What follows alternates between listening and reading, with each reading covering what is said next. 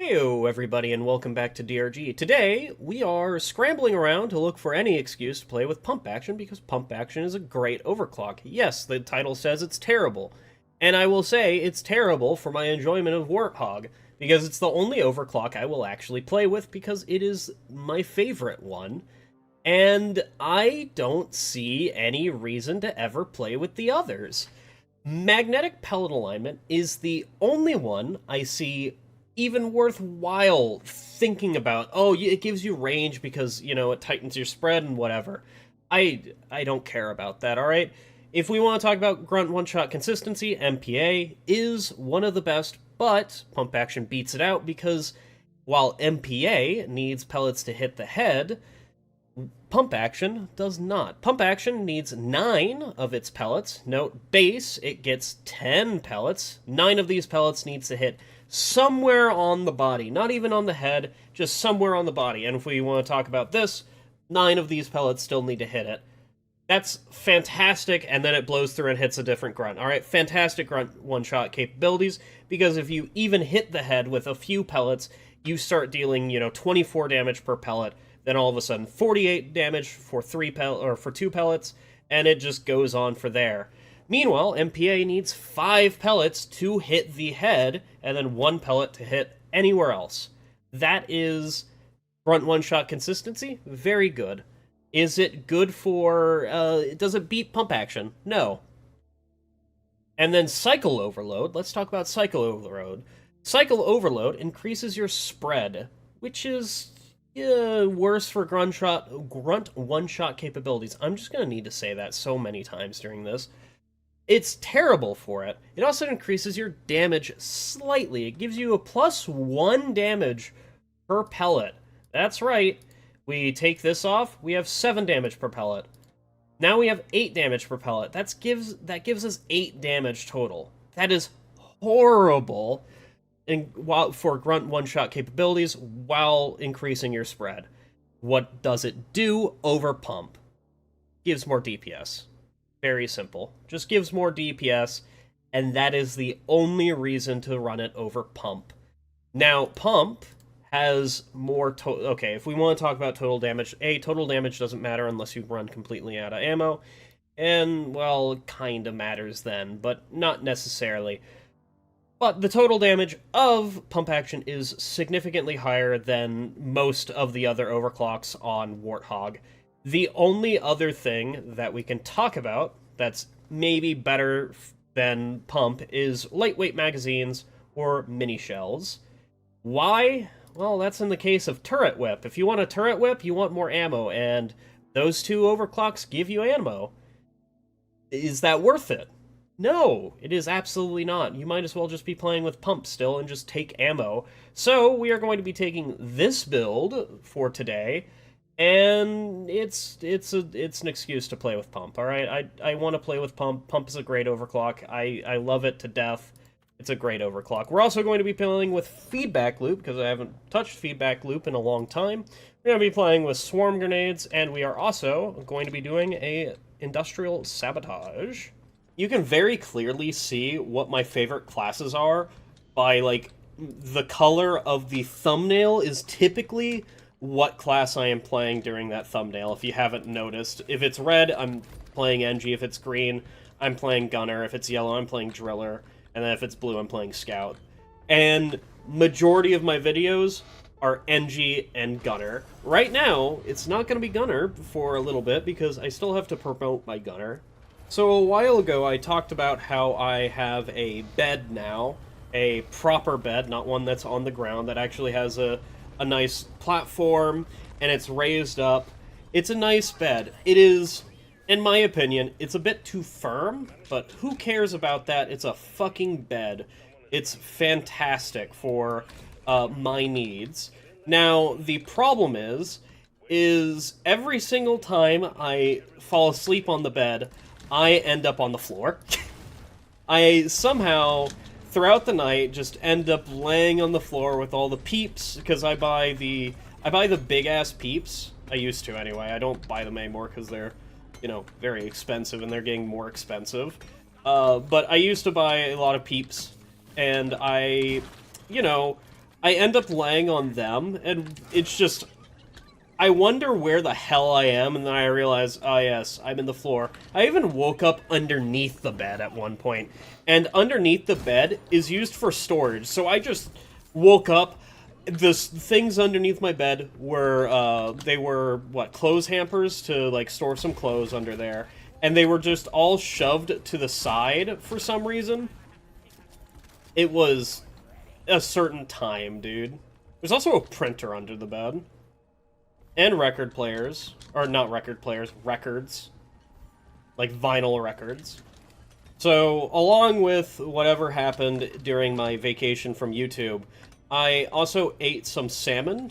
Like, salmon, buying a whole side of salmon, covering that whole shit up with butter and what is called fishmonger. It's like a slightly spicy, salty, delicious blend. I highly recommend people try it if they like some fish.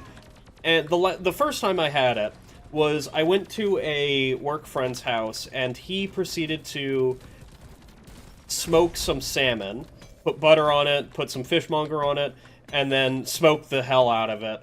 And it was absolutely delicious.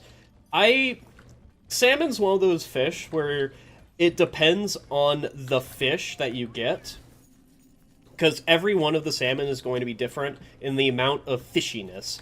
Because salmon's not a very fishy tasting... I almost called it bug. Jesus Christ, they're not bugs, dude. The closest thing to eating bugs in the sea is crustaceans. If you don't think crustaceans are bugs, you should really think about your life again. I am about to be in hell. I am actually... Oh wait, I have feedback loop. Just do that. There you go. The feedback loop fucking works, dude. Get all these guys out of there. There you go. Alright. Anyway, cook, sit in the oven for like 20-30 minutes at... What did I put it at? I think I put it at 375 for 20 minutes or some sort of thing like that. And made a little bit of fries on the side. It was absolutely delicious. I love food, dude. I love cooking food. Now, the friend that we were holding the party for didn't really like salmon, or at least he said that he didn't like salmon. He could have said anything else, and I wouldn't have... That is a Hululi Hoarder? That's not very pog of me. I am in hell. That is just what's happening. We're all in hell. Everything is happening. We're gonna get the Hululi Hoarder? Jesus Christ, dude. How am I still alive? Oh, well, I'm not. Get it, Bosco! Bosco, get it. It's dead. Thank God. Okay, we're gone. How did we do that? I don't know. How are we still alive? Probably not for very long. We're fine? Maze. Oh my God, there's a fucking... there's a thing trying to shoot me. Where is my turret at the moment? It is back here. Alright.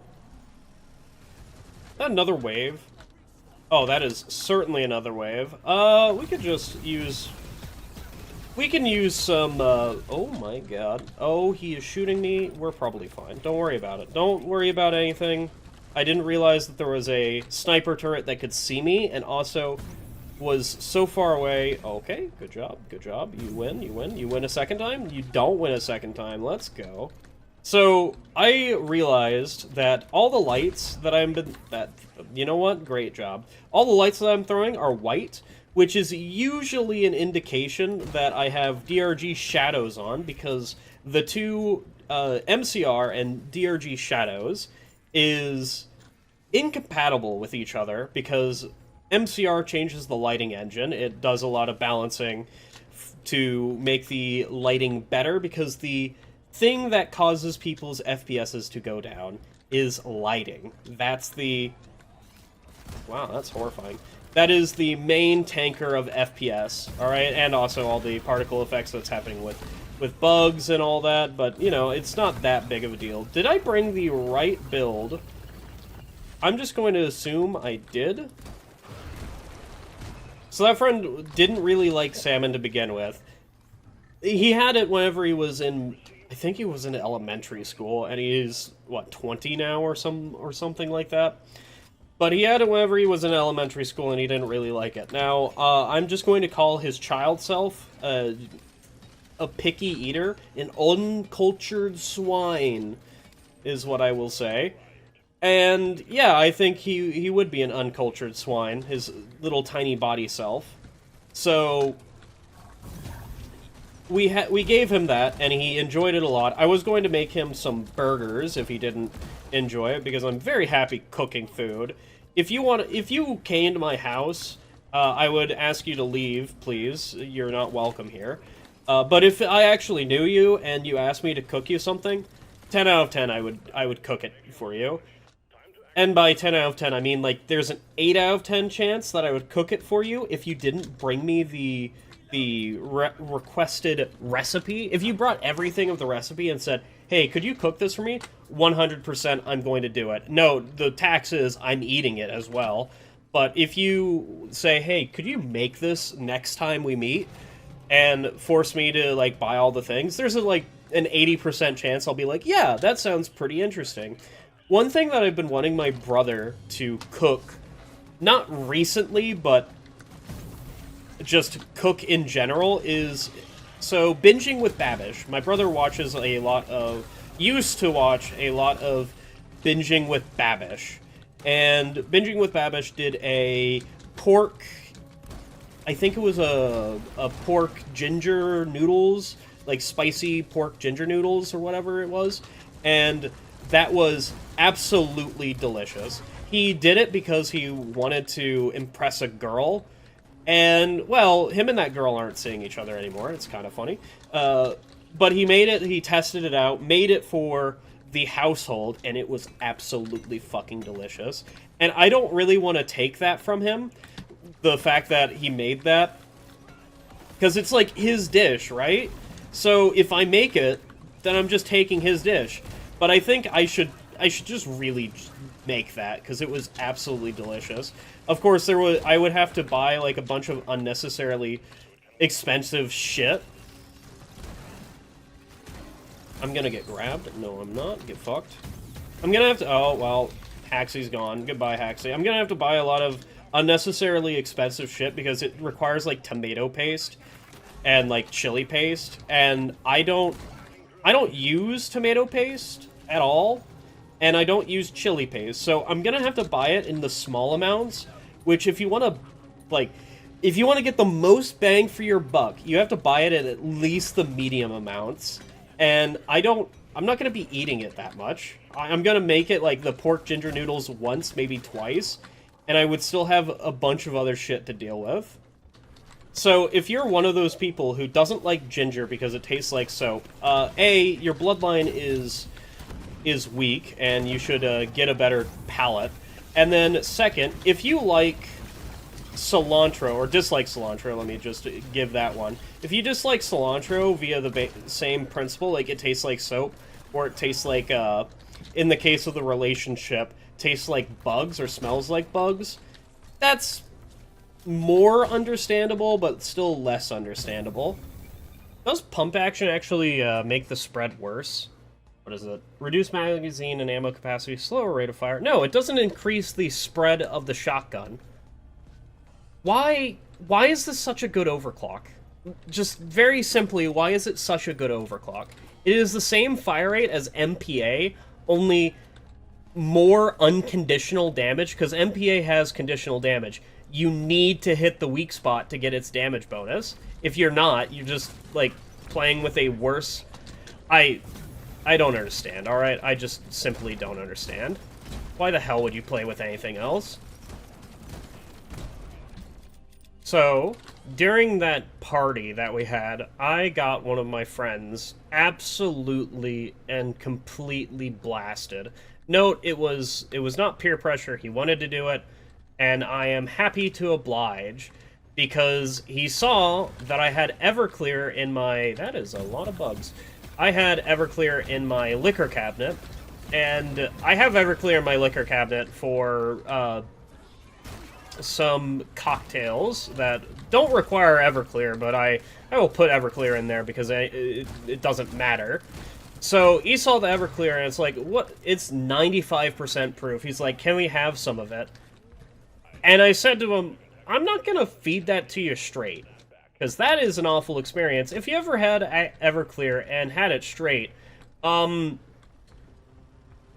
think you need to get checked by somebody, because that is not a pleasant experience. Now, I've had Everclear straight because the relationship got Everclear and said, hey, here, have some, and then pulled out their phone and started recording me for my reaction, because, you know, it's fucking Everclear, dude. If you gag on that, and you're expected to be like, oh my god, that's horrible, and like spit it out or whatever. Anyway, the relationship proceeded to call me an alcoholic because I wasn't phased. I just poured it in my mouth, and it's just like, yeah, that's fine. It's not great, but it's fine. I gag on vodka, alright? I will 100% of the time gag on vodka. I just, like, Everclear, perfectly fine. Don't worry about it. So, what did I do? Well, I have blue curacao in my house. So I proceeded to make some blue curacao and, like, 50-50. It is absolutely not what you should be doing with Everclear, but I handed him 50% blue curacao, 50% Everclear, and this is 2 shots worth of liquor. And I had some with him. Because, you know, if I'm feeding somebody a shot, I'm going to be having the shot with them. That is the same with Malort. That's with any shot. Alright, I'm not going to let you drink alone, buddy, because drinking alone is some of the saddest shit that you can do. So, that's what happened there. And we had one. And then he said, hey, can we have another? Like, eventually he said, can we have another? So I had to oblige by that, which, you know, that's something. So he was already getting drunk by that point. And then I said, hey, you know what would be funny? If we fed you a third one. So I proceeded to feed the guy a third one, and at that point he was absolutely fucking gone. We tried to go get some burgers. Or not some burgers, some donuts and all that stuff. But it was Labor Day, so all the donut joints were currently not open. Travesty on that one. So we didn't get any burgers, and we didn't get any donuts. So we went to a gas station nearby and just got some stuff there. And because I stayed in the car while the relationship and the birthday boy went inside for like a bunch of Gatorades and stuff. While they were inside, I was sitting out there with the absolutely blasted person. They were stumbling about, their words were slurring. Meanwhile, I'm completely fine. And by completely fine, I mean I'm definitely drunk, but I am not as drunk as them. Because their world was sloshing, dude. It was, you could definitely tell. They were not passing a sobriety test at all. So, we were sitting in the car, and he just says, hey, you still had more Everclear, right? Yeah, what's your point? We should have had one for the road, dude. And I just turn around, and I think I just made one of my friends an alcoholic, dude. That's terrible. That's absolutely terrible. Alright, well, I am going to never get that person that drunk ever again because of those lines right there. But anyway, he started laughing, and then we took him home. Yeah, he was, like, eating, and we were in the car, and he was starting to feel it. Surprisingly, he didn't throw up, and the second part of that is I made sure that fucker drank 3 bottles of water before he went home. Alright? He had 2 while I was there, and then while he was going into his house, he's like, hey, you better drink another bottle of water. He was like, yeah, I'll do it. And walked into his house and promptly fell the fuck asleep. So he had a bunch of water. Great on him. We weren't going to save his stomach, but we were going to save his brain hole, alright? And so he didn't feel very good whenever he woke up, but at least his brain didn't hurt, alright? That's the best option. I would rather my stomach be upset than my brain start hurting, because that's not a pleasant experience, alright? That really isn't a pleasant experience. Anyway, now the birthday boy and the relationship get to make fun of him for being that absolutely and unequivocally sloshed. That... Jesus Christ, dude. He doesn't drink alcohol a lot anyway. I think I'm just a bigger dude than him. Like, I just weigh more than him. And have also had more drinking experience than him. So I didn't get absolutely sloshed from basically 3 full shots of Everclear. That's like straight up alcoholic things. Just drinking Everclear to get drunk and no other reason. And that's the only reason you would ever have Everclear, is just to get the proof of whatever the hell you're cooking up higher so you can get drunk faster. There is no other reason to have Everclear in your house. And I probably won't be purchasing more Everclear. I mean, that's a probably. Most likely I will in my life, just because it's fucking Everclear. It's so goddamn silly to have. There was a TikTok short, I think it's a TikTok short, that the relationship showed me called the Fluffy Floor Finder, because you would go, ooh, and then you would fall onto the ground and pass out. And that's the reason why we have Everclear, which is, it is 1 part grenadine. Okay, it is like 1/2 part grenadine. Another part, I think,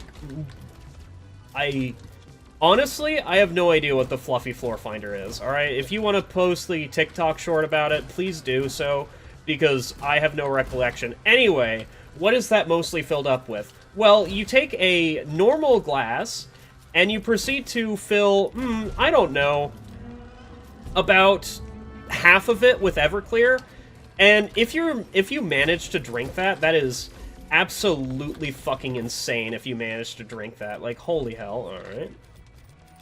I also need to go fill my turrets up, which I've been playing. Actually, how much damage does this do? Honestly? That does damage, dude. That's pretty good. Like, look at that shit. That's just doing more and more damage. What is this? What is it? It is Build Inspector. We have yeah, it's just AoE. Yeah, no, that's doing actual, like, single target damage, just because it's Feedback Loop, and Feedback Loop gets more and more damage the longer it goes on. It's also just Shard, and Shard is just a great single target damage dealer. Like, just base. I guess I should bring my turrets over here, huh? So just, like, put them here and here. So that way I can repair them and fill them up and they can still shoot things. I think they can shoot things anyway. Alright, so, I understand why people don't like Caretaker, because it's just, a lot of the time you're just sitting around and waiting for things to happen, especially whenever it's doing, like, this phase. The start of this phase, not a very good phase, alright? Kinda, if I would to say, awful. Am I about to get hit by a... Yeah, I'm just about to get absolutely blasted by whatever the hell is being cooked up over there. Pardon me, everybody. I need to get over here. Another thing is, it is definitely the hardest boss fight in DRG. The hardest event in DRG is definitely going to be Core Stone. If you cheese Core Stone, it is the easiest event. If you don't cheese Core Stone, 1,000,000,000% it is going to be the hardest event in the game. And I think Core Stone should be changed to make it so that it can't be cheesed. And I know that that's not a popular opinion, but I genuinely believe that. It just shouldn't be able to be cheesed.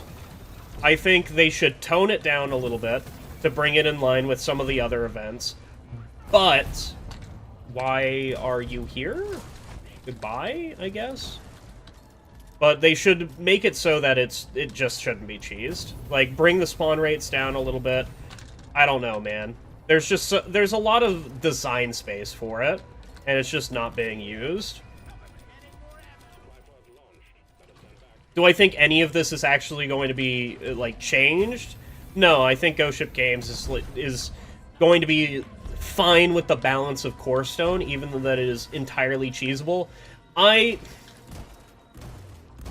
don't have any hope that that Ghost Ship Games can properly balance their game 100%, which is fine. Like, everything at the bare minimum is viable in Hazard 5. It is not viable in Hazard 5 Plus, but I'm not asking that, because everything is balanced around Hazard 4. I'm just hoping that some of the things that are completely and utterly, unequivocally broken be brought in line, and also for them to buff Drac, please, Dad? Buff Drac, please? But oh well, that'll come in time. You know, if you really have a problem with it, there's fucking mods to play with. What is going on outside, dude? What? Why was there a seismic event outside? Hello? All right, we need to go where that sniper turret is. That is. Okay, maybe we don't need to go where that sniper turret is. Is that it? Yeah, that's it. Let's go. All right, well that was the video. I had a lot of fun. Pump Action is one of my favorite overclocks in the entire game, just because of... Yeah, that's just a good sound, alright? Anyway, you guys have a wonderful night. I will see you again in the future. I really do think Extraction is one of the most boring parts of the game. Unless, like, it is one of the most boring parts of the game, unless things go absolutely south, and then it is still... like, one of the most boring parts of the game, because the bug spawns are entirely... Like, there's about to be a bug spawn right now. Probably now? Yep, there it is. The bug spawns are entirely predictable whenever it happens. I know that you can probably parse out when swarms are going to be happening and when the spawns in the swarm are going to be happening. I mean, I already have a feel for when swarms are happening anyway. I just think there needs to be more randomness in the spawns of Extract. I don't know, man. It's a design space that I think needs to be taken a look at, and there's been modders who took a look at that. There is Dreadful Ending, which is a great mod. It's no longer being updated because it was done by Miracle, and Miracle is no longer updating DRG mods because of things that are happening in the mod community, which are entirely reasonable, all right, for Miracle to stop modding. So, yeah, you guys have a wonderful night.